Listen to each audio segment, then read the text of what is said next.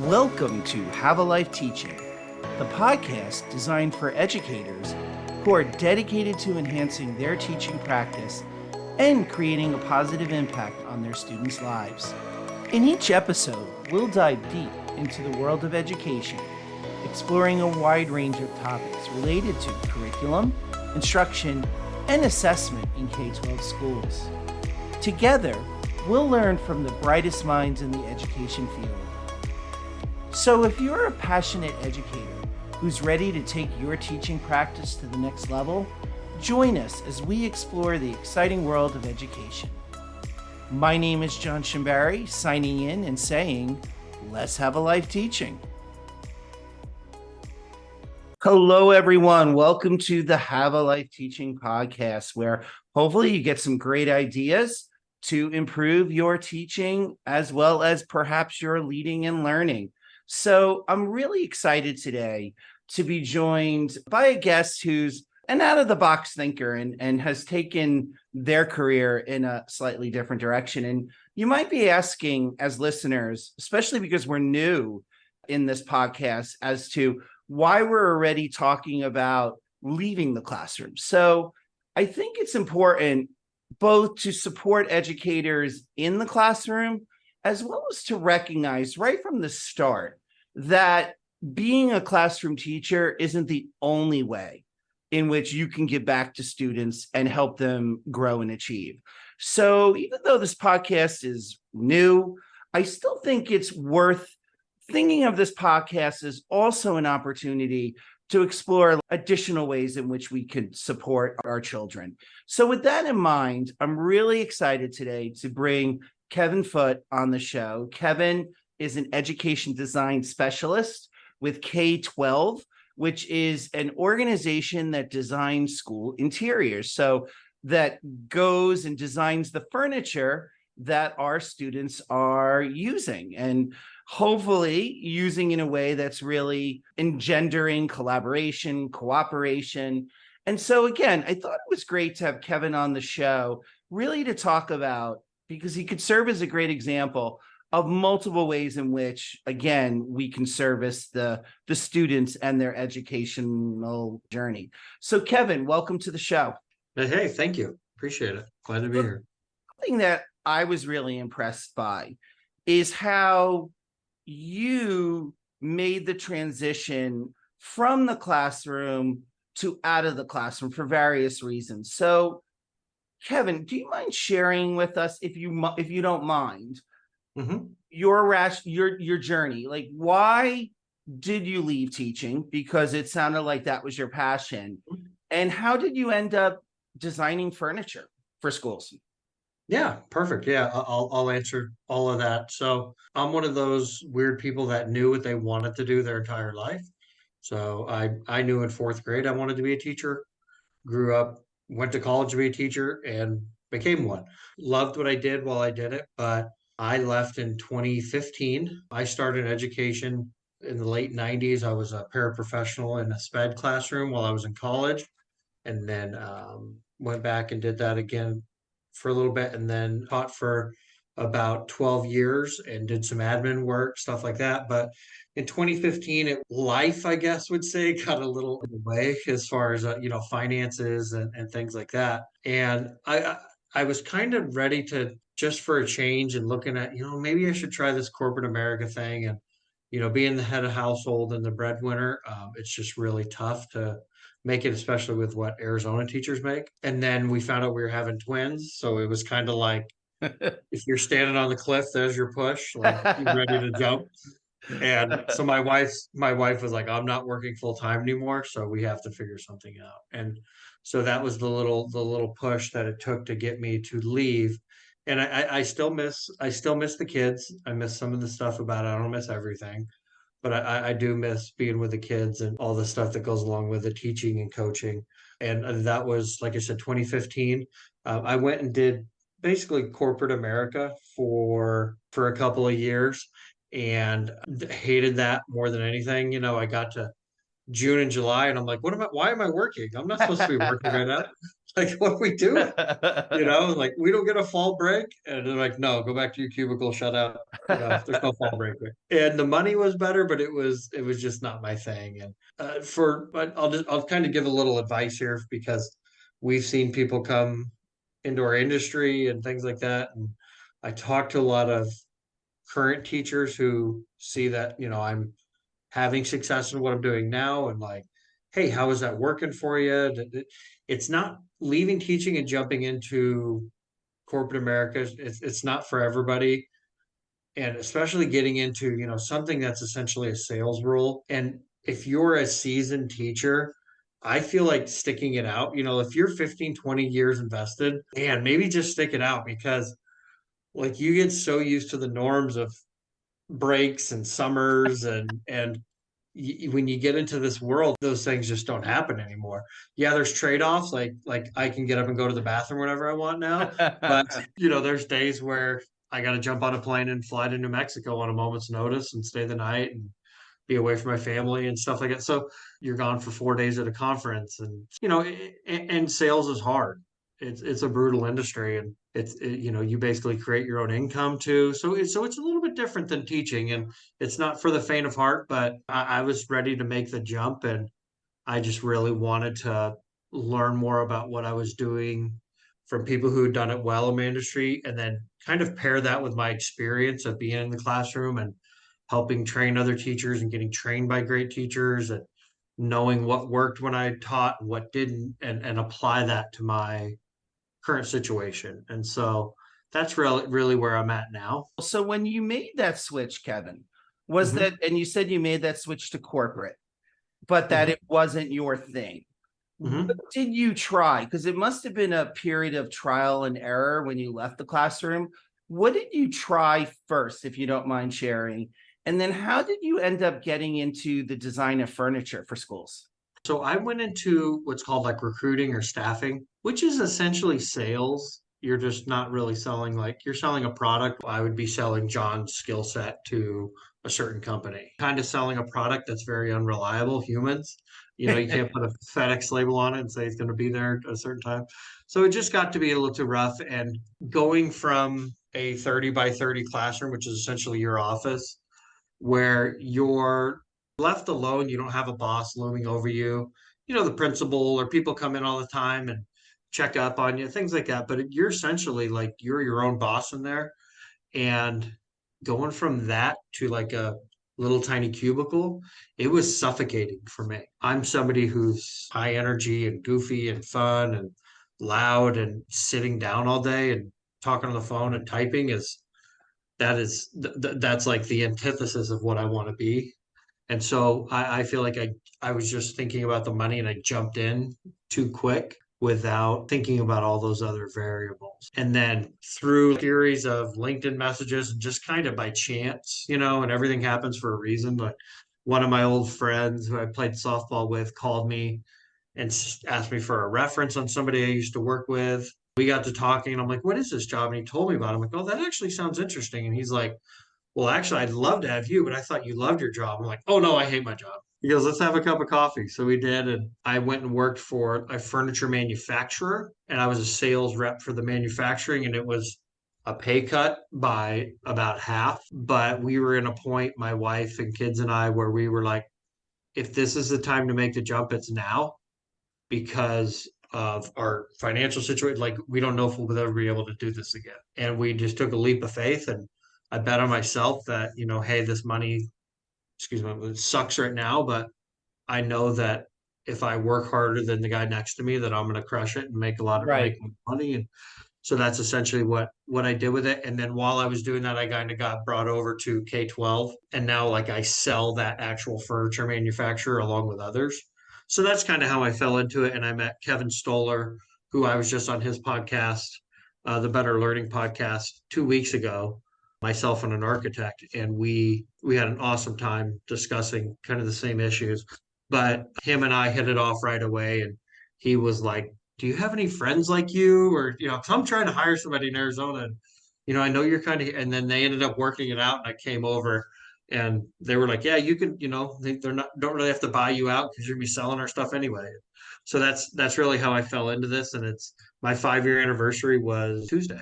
Oh, congratulations. Yeah, thanks. So, and I honestly, like when I tell people I truly do love my job. I love the people I work with. I love my boss. Like I really found like that. My wife calls it like a unicorn job. They're not all going to be perfect, but I really do feel like I'm making an impact on education in the classrooms, but in a different factor. Yeah, and I'm glad you mentioned that, Kevin, because that's exactly where I want us to go in our conversation. 5 years with one organization, one company, especially these days, post COVID, That's is like 20.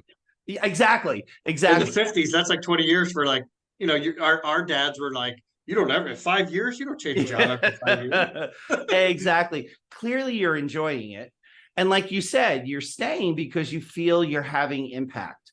So, to our listeners who do still want to be involved in the education process, but for whatever reason, either those internal reasons that you mentioned or even external reasons, who find themselves that they can't stay in a classroom, what do you think are your superpowers that you transferred over from teaching that make you successful in this role? I think being able to speak clearly in front of an audience, especially an audience of children, let's say middle schoolers, I think is a superpower. If you were to Oh ask yeah. like like some of my guy friends who, have been in corporate, if I was to say, hey, you want to go speak to a bunch of 6th through 8th graders? They would go, not a chance that I'm going to go talk to six. I'd probably get kicked out for saying something inappropriate, or you know what I mean. Or if you ask somebody, hey, could you teach a math lesson to 3rd graders? Can you teach 1st graders how to read? I feel like that's a superpower. Just the same as if I was to ask somebody who's an accountant to give me a presentation on economics. I can't do it. And so we all have our own strength. Everybody has something, and it's finding that and then just really harnessing it and putting your whole effort into it is that's something I used to really, really preach to my kids. Kevin, if I could just interject, because I think there's so many nuggets in that. I think the fact that you focused on middle school students is Mm-hmm. key, because even those of us that do a lot of social media posting, the advice you're often given is write simplistically, explain Mm-hmm. something simplistically, For explain sure. something in a way that a middle school student would understand it. Yes. Yes. So that is a superpower, because then when you're working with adults, not to belittle the adults, but then how do you take complex thoughts and again into simple communication practices, number one. And number two, the fact that as a former middle school teacher, you were helping students, middle school students, to see their strengths or to see what made them unique. I imagine, as someone who now designs and sells in class or in school furniture, you're actually trying to show your clients how that furniture will meet their needs. So in a way, if you think about it, it's not that much different than selling and working with adults. No, no, and I love that because, essentially you're selling a product to them. And you got to think they're coming to school like no kid is like, all right, I can't wait to go to school to learn math today. And so you have to get them excited about the product, and that product is education. And so it's like the toughest audience to buy something ever. But I think what sets, I'm going to say us too as a company, is that we're not just selling furniture. And that's what when I first started, Kevin Stoller and I, he's a visionary in the way that he was shown, and that we matched up awesome, because I said, I don't want to just sell furniture. Like, I want to impact lives. I want to Mm. impact students. And that's what, our company shoots for is, we're trying to impact 10 million learners. We want to impact 10 million students, and we have a timeline on it. And so we're almost at 1 million now. And that's how we count it. We don't count it as like, hey, our revenue is blank and all that. Yes, there is a financial part of it, but our number one thing, we meet every Friday as a team, and our number one thing we say, the very first thing we talk about is we say, here's how many learners we impacted this week. But playing devil's advocate, because I know you have an answer, how do you impact all those student lives with furniture? Where's the connection to teaching and learning? No, that's an awesome question. And so I mean, I'll take from teaching aspect, just giving the teachers the space they deserve to teach how they want, and to create a vision, or to have a district create a vision for their students and their curriculum, and then the teacher saying, okay, I now have the necessary tools to complete that mission, is the impact that I feel like we're doing with it. With students, I'll give you, students in a low income neighborhood, for example, knowing that they're going to come to school and they don't have to worry about having nice stuff that's clean, that's not going to break.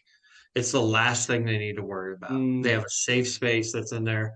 And then the way we impact it too is that we don't sell to the average. We don't create classrooms to the average. I want to create spaces that meet every learner's needs. And John, if I was to ask you, how do you learn? I'm 90% sure it's going to be different than I do. Mm-hmm. And when I create these spaces and I talk to the admin about it, or the architects, or who's ever doing the design and the decision making for it, it's okay. This zone is for your individual groups right here. This is where you can utilize if let's say it's a math test, you can break everybody apart and do a state standardized math test. Here's a Socratic method organization of the classroom. Here's a way for students. Let first graders sit on the floor. They love sitting on the floor.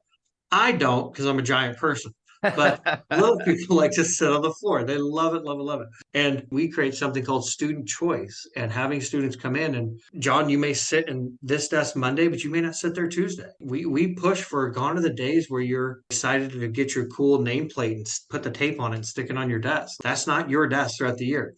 So if you have to get up and move, it's an easy move. Or I say, hey, you guys have 90 seconds. Let's get in configuration B. Boom, they can do it in 90 seconds. And then you have kids doing individual work, you have kids doing group work, you have kids actually working outside the classroom, and the teacher's up, they're away from their desk, and they're interacting the whole time. And then you could bring it back to a modeling aspect where you're doing, your traditional sage on a stage, and doing it that way as well, because that method does work. That's really the ways that I like to say that these are having them. Just on the surface, aesthetically, the teacher and the kids, watching them walk in and see that is by far the best part of my job. By far, is going to ribbon cutting and seeing them see their furniture, and they're like, oh my gosh, I didn't even know this stuff existed. Yeah, no, you're saying so much there that is the crux of learning and designing your space around what we prioritize or should be prioritizing in learning. So I heard in what you were just saying, equity and ensuring that the space is inviting. And so when we talk about, post-pandemic, creating safe, comfortable learning spaces where students are less anxious, I see a definite connection there.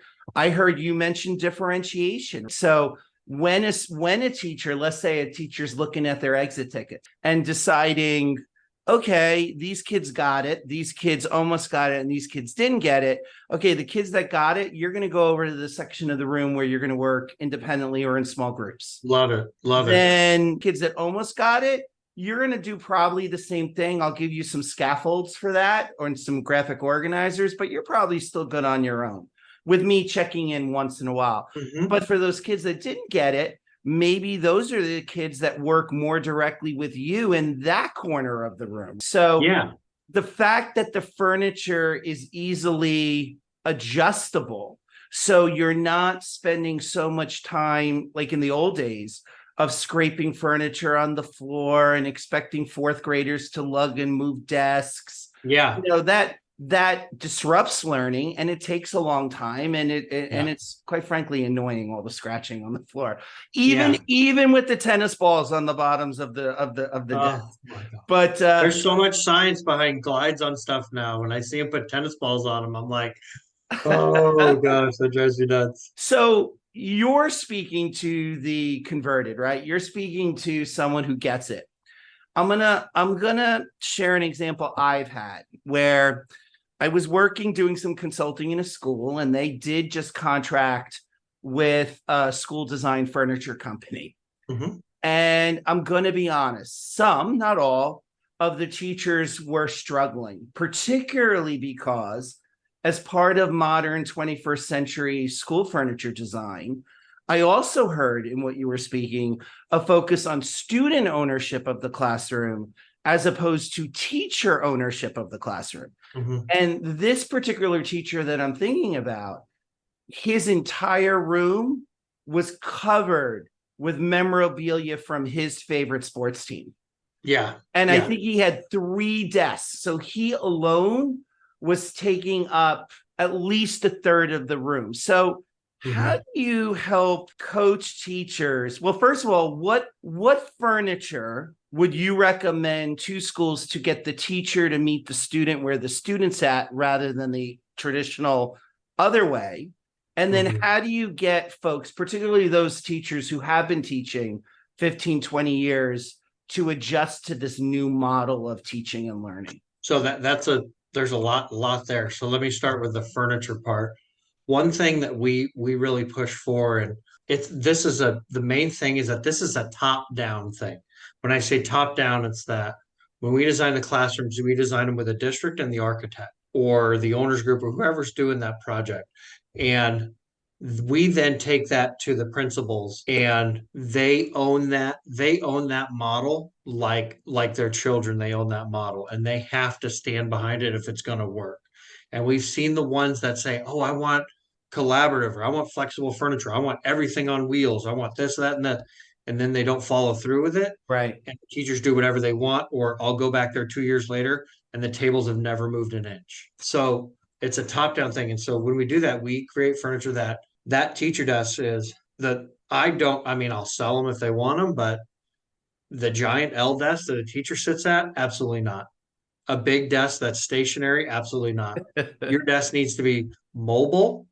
It needs to have storage because you have personal stuff and your purse, your backpack, your laptop bag.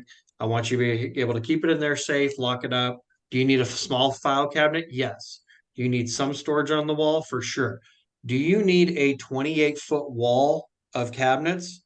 Hell no, because all you're going to do is fill it up with stuff. I push for it's not your room, it's our room. And when we do that, when we see, a teacher station I like to use a lot that I put in drawings and, show to schools that's always performed very well is what it is it's got a large cabinet, if you will, that's got a lectern on the top so they can stand and teach from there. They can put a dock camera on it or their laptop. And then it's got a table that's attached to it that actually comes off and goes up and down so they can stand and teach at it, roll it over to a desk, sit next to the kids, have kids come work with them. And you could take that and within 5 seconds, you can move your whole thing to the back of the room and stand behind the kids while you're doing a lesson. Something we do is I push for multiple teaching walls. And if I go into a room and I'm like, if everything I know about you is on that wall, something's wrong. I don't care if you're a fan of blank, Michael Jordan or Star Wars or whatever. Cool. Do it somewhere else. You need to make sure everything in your space, minus a couple small personal things, and then storage for markers and poster, a few little things. I have some Halloween decorations, stuff like that. Okay, some small stuff. But other than that, everything's a teaching wall or a way to present student work. That's it. It's a tough sell because, like you said, let's say, me, for example, I started working in schools in the early 2000s. I was trained by people who started probably in the 70s and 80s, who were Yeah. trained by people who were started in the 50s and 60s, so on and so forth. And none of it really started changing until now. So whenever we present these products to schools, there's always a couple outliers. Can I just have the desk with like the top that opens up and the kids put the stuff in it? And then then we just put them in rows and they look forward. There's always a couple. And that's where, yes, it's my project, but that's the admin in the district. That's on them. Can they bring us in? Absolutely. That can help with professional development and say, you know what, let's bring you in. But most districts have a curriculum coordinator that helps with that. That was a really strong teacher because they're a part of this too. And they'll come in and say, here's how we're going to use this furniture for our curriculum. And it's tough. It's a massive paradigm shift if you've been 30 desks, 30 chairs, everybody facing forward, sit in alphabetical order, basically what I went to school in. And in this day and age where everything's like it's got to be quick, kids got to jump on it. They got to, we love like YouTube shorts and Facebook reels, and I need my funny, or I need my inspiration in less than 10 seconds. We really have to find a way to grab these kids' attention. And if it's by aesthetics or moving the room around, or knowing that, John, you may sit on the floor today, but you get to sit up at the big high desk tomorrow, or you get to be at the butcher block table tinkering. We got to do something, because sitting back and just bitching and moaning about, oh, kids just don't pay attention these days. It's like, yeah, we did it. We created the internet. They didn't. We have to adapt to them. We really do. We can't just keep complaining about the generation before us, because I'm sure my parents complained about us 80s and 90s kids, like with our, Right. with your MTV and your Yeah. Oh, wow. You're bringing back memories now. yeah, right.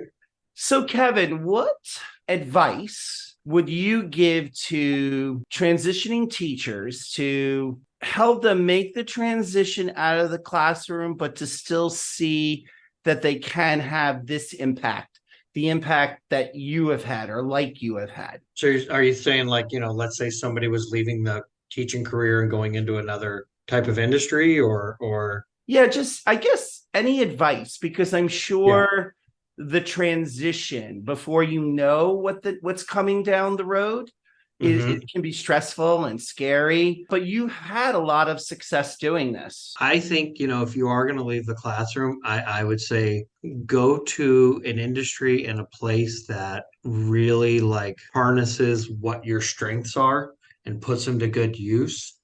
And don't try and convince yourself that whatever you're doing is like, oh no, like I can make this work. I can do it. Because I tried that for 2 years when I left and did the recruiting thing. That I tried for 2 years. I was like, oh no, I can make this work. I can make this work. And I just wasn't really happy in it. And go someplace where you feel valued, and you feel like you're a part of a team, because when you leave teaching and you go to somewhere, you can get that downer where, like, I'm really not making a change in this world for the better. But you are. If you're taking care of your family and creating good citizens for the future, you're doing a good job. But if you want to impact education, I mean, it's tough. It depends on what career you're going to go to. Just make sure it's something that it's an easy transition, because if you've put in a lot of time, probably with any industry, like when you leave, you're so ingrained into June and July off, like Yeah. 9 weeks, Yeah. here in Arizona, we're year round. So it's, 9 or 10 weeks, 2 weeks off, 9 or 10 weeks, 2 weeks off. Really look for companies that have a culture deck and that stand by that culture deck, that look for ways to make an impact, and make sure revenue is not your main goal, because if you chase money, it just keeps running. The money will come. You need to do you need to do all these things, and then the money will follow. So, Kevin, where can people find you? So on our website, of course, K12.com, and it's not K12. That one is taken. We are KAY-TWELVE.com. On LinkedIn, I'm on Facebook, LinkedIn, and Twitter. And then if you want to go ahead and post those after in the link, that's totally fine. But yeah, usually LinkedIn's the best. That's where I get the most engagement as far as like my work goes.